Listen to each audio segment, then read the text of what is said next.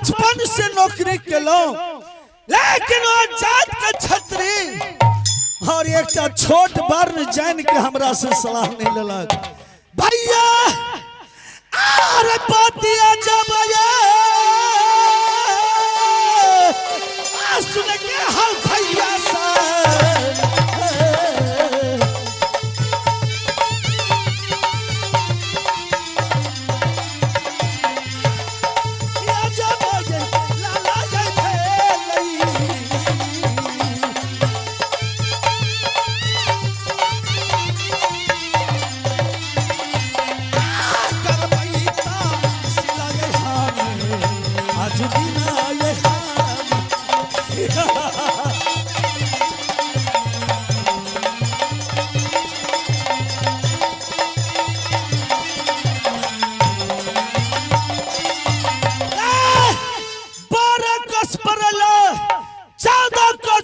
हम तहसील करो हम हमें झरबरिया वाला काम नहीं करता बाबू कोई नहीं काम कर सके हम सुंदर जावैया नारी हम लागैया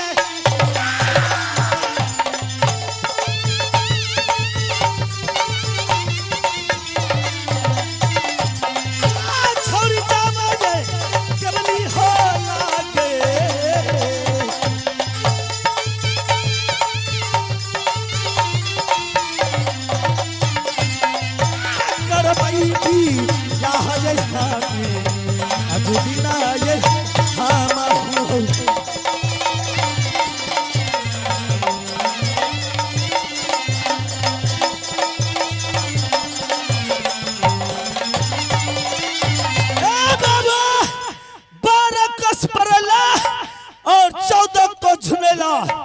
तहसील करत तई बालाराम दोम ए भैया एकर मतलब ही नहीं छे जे हमने रिकॉर्डिंग देखब अरे ये खुशी में जियल हन कतो तो चुनार से लाखा पत्रवाई ए भैया हो कनी छुम छुम लगैया मान लगे मस्ती में आग लगे बस्ती में ए भैया कतोया नजरिया के भैया जी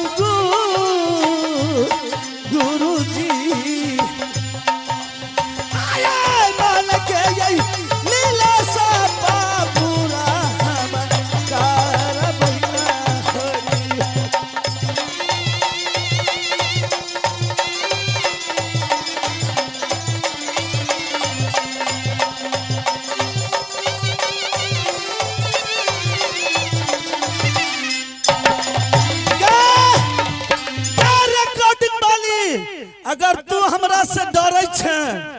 त बउआ धोखा में पकड़े गेलो त नहीं मांग में सिंदूर तो हम ठहुनो में दइए देबो हमर नाम बालाराम चल दलिए भैया 12 कस परेला और 14 को झुनेला तहसील करेला आ तहसील को के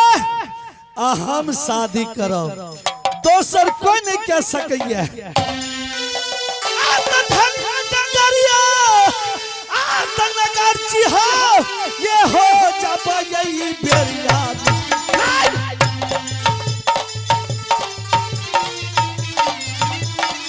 तो भैया से ये हो जब यही बेरिया में हो या चली जब भेली यही हो ना अब भैया सा जाओ तक को सजे झुलैला ना हो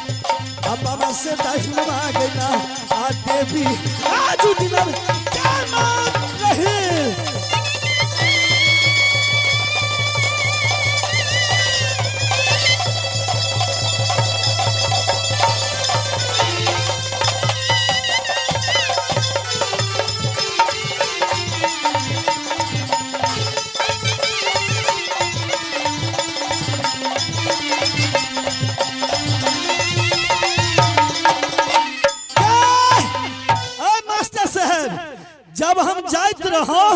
तिछौरी सब रिकॉर्डिंग वाली डोर से दौड़ल आवत रहे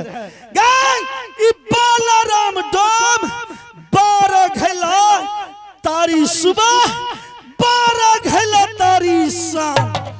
और चना में भैया 10 पसेरी चना सुबह और 10 पसेरी चना शाम। अरे भाई कितने सुगर के आंख पथराय छे कि एने आने बैठ देलो आ गई मन गयली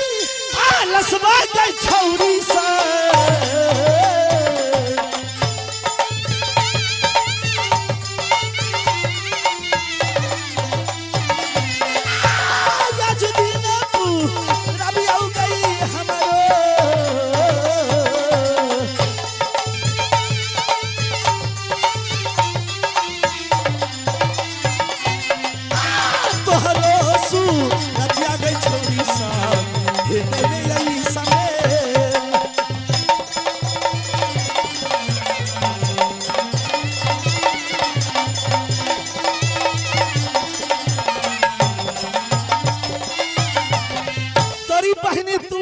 डर से नहीं आबत रही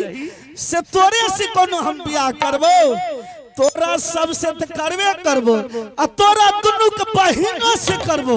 चिंता नहीं कर। अब भैया रिकॉर्डिंग वाला चालू करो एकदम नाच।